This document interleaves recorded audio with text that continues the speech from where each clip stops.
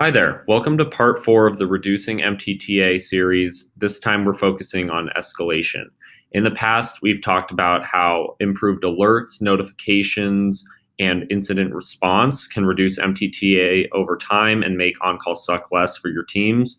So in this week, we're going to talk a little bit more about users, rotations, and escalation policies, how all of those fit together within the system, and how you can leverage all of these different tools to make on-call suck less. So we're going to start here in the VictorOps pane with the timeline, the users, the individual incidents over here. We can go into settings. This is where we're going to break it down by team. As you can see, it's important to organize all of these teams in a very logical way, and you don't want to put too many teams into the system. It's better to have less teams and then create more rotations and escalation policies under those teams in order to keep a very organized directory and understand how the team is set up. You've got your primary, your secondary, and even sometimes the tertiary escalation or rotations under these different teams.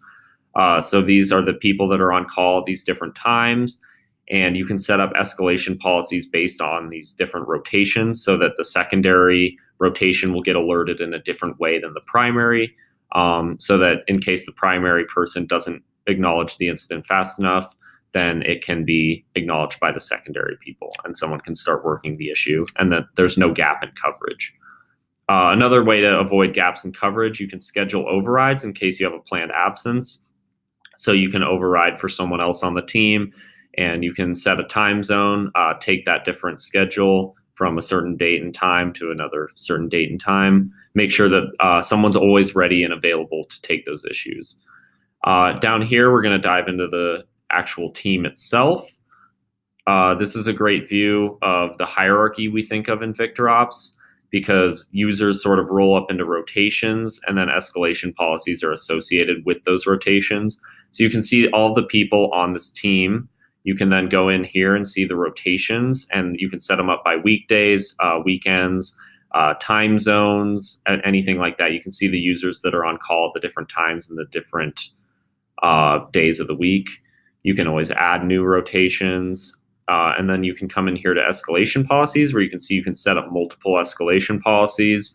You can have your primary with multiple steps in a single escalation policy as well to make sure that you're getting the right people alerted very quickly and in the preferred method of their choice.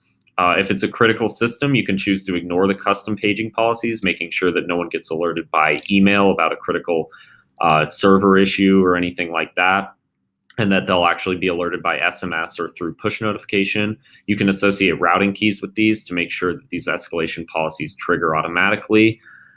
You can also set up waiting rooms, which is highly suggested for systems that may self-resolve. So you can set a time frame, maybe 2 hours, something like that. If the issue doesn't self-resolve at that point and the incident continues to persist, then it will escalate the issue and alert someone who's on call so that they can actually fix the problem. But it's a great way to silence alert noise and make sure that you're only getting actionable notifications in the product. That's kind of the basic overview of escalation policies. There's a lot of information to cover here. So please reach out to us at victorops.com/contact if you have any questions, if you need help setting it up for your team, if you have any specific needs there. And then next week, I'll be going over ways that you can use post-incident reviews and go through our reporting functionality to continue to reduce that MTTA and make on-call suck less. Thank you.